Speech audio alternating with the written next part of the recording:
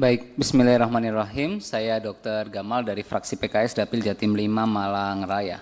Pertama, tentu secara prinsip kami mendukung pelaksanaan dari program makan bergizi gratis ini karena ada satu laporan dari State of School Feeding Worldwide 2024 itu sudah teruji 146 negara yang menerapkan program makan bergizi gratis ini itu mampu meningkatkan outcome pendidikan, memperbaiki kesehatan nutrisi, memperkuat pertanian dan ekonomi pedesaan, bahkan penciptaan lapangan kerja.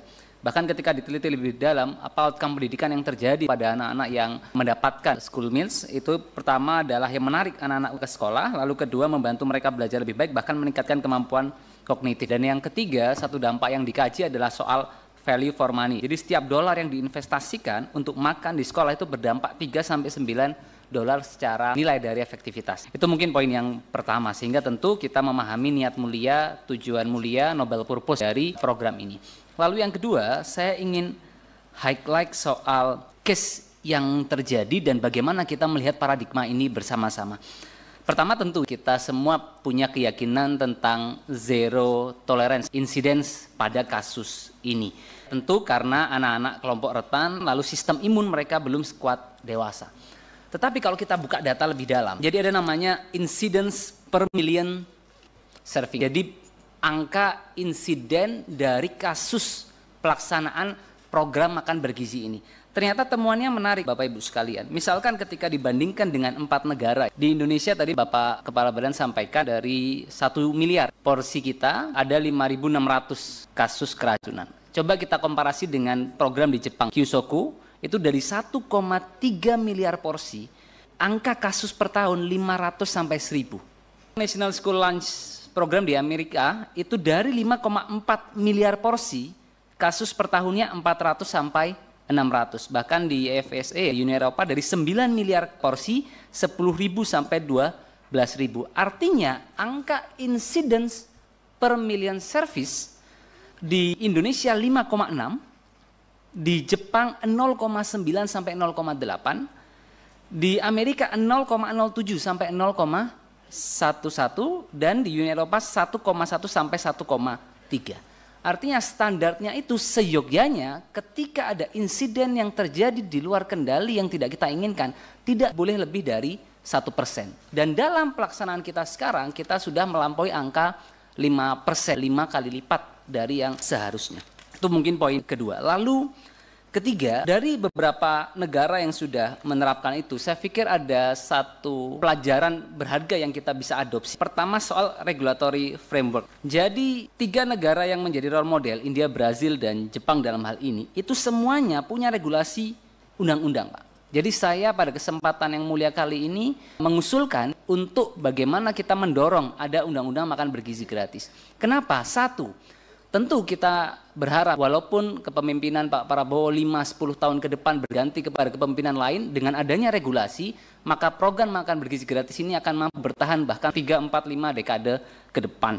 Lalu yang kedua, tentu ini akan membantu kita untuk mengatur kewenangan semua pemangku kepentingan, mengatur relasi negara dengan swasta, termasuk mengatur kewajiban pemerintah pusat dan pemerintah daerah, bahkan lebih lanjut termasuk konflik of interest, dan kita juga bisa mendorong bagaimana kewajiban pemerintah daerah mengalokasikan anggaran dalam tahun-tahun mendatang. Lalu kedua, dalam berbagai negara itu mereka punya peran pemerintah daerah dalam semua siklus pelaksanaannya sampai tingkat kecamatan. Jadi saya juga mengusulkan kita bisa bentuk, Pak, komite makan bergizi di daerah. Itu melibatkan pihak sekolah, penyuluh kesehatan, orang tua siswa, ahli gizi, bahkan ormas, sehingga pengawasan itu tidak hanya dibebankan kepada pemerintah, tapi kita bisa melibatkan elemen masyarakat. Lalu yang ketiga, terkait dengan model desentralistik. Jadi proses rantai nilai itu bisa menjadi lebih singkat ketika desentralistik. Misalkan begini, kita kan perlu bertanya, Pak, apakah model centralized kitchen yang kita lakukan sekarang dengan SPPG itu lebih efektifkah dibandingkan dengan school kitchen?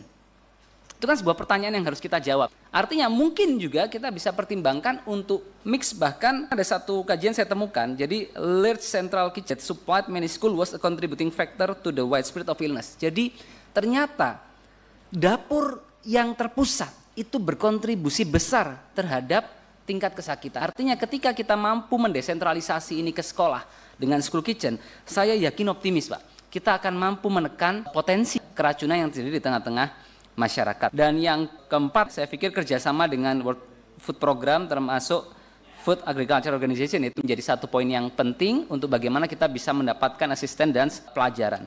Soal evidence based practice Pak, harap dalam konteks program yang baru dikembangkan, kita bisa lebih lincah, cepat untuk melakukan adaptasi terhadap program. Misalkan rekan-rekan sudah menyampaikan soal potensi overload capacity dari tiap SPPG. Saya pikir itu perlu kita tindak lanjuti segera, dan BGN perlu menghitung sebetulnya berapa kapasitas satu SPPG yang efektif. Lalu kedua tadi soal efektivitas centralized kitchen dan school kitchen. Bahkan saya coba cek ini di Jepang Pak, setiap 550 siswa itu mereka mewajibkan satu ahli gizi. Kalau kita compare dengan sistem kita sekarang, maka satu ahli gizi mengcover 3.500 layanan. Apakah mampu dia memastikan semua tenaga pengolah makanan mengelola ini dengan tepat dan efektif? Nah, saya pikir beberapa poin tersebut harapan saya bisa kita tindak lanjuti dalam tempo singkat, dan tentu harapan kami program MBG ini bisa segera mencapai titik ideal dalam pengembangannya. Last but not least, ada kajian yang dilakukan oleh peneliti anak, WFI, CISDI, dan KPAI soal kajian suara anak mengedepankan perspektif anak dalam program MBG. Ada 3 temuan di situ yang saya pikir bisa kita tindak lanjuti Pak. Pertama, apa alasan responden tidak menghabiskan makanan? 19,6% makanan basi atau berbau, 16,6% rasanya tidak enak. Bahkan yang mengejutkan, ketika ditanya, apakah kamu pernah mendapatkan makanan yang rusak, basi atau mentah? 35,9% dari responden pernah mendapatkan makanan rusak, basi, dan mentah. Saya ingin katakan begini Pak, keracunan bisa jadi itu iceberg fenomena. Dari banyaknya sebetulnya kasus makanan yang rusak, basi, mentah yang tidak berujung pada keracunan secara langsung. Sehingga harapan kami peningkatan kualitas dan rasa makanan menjadi orientasi, termasuk BGN pada kesempatan yang mulia hari ini harus berkomitmen berjanji kepada masyarakat untuk penegakan keamanan pangan dan higienis. Terima kasih. Wassalamualaikum warahmatullahi wabarakatuh.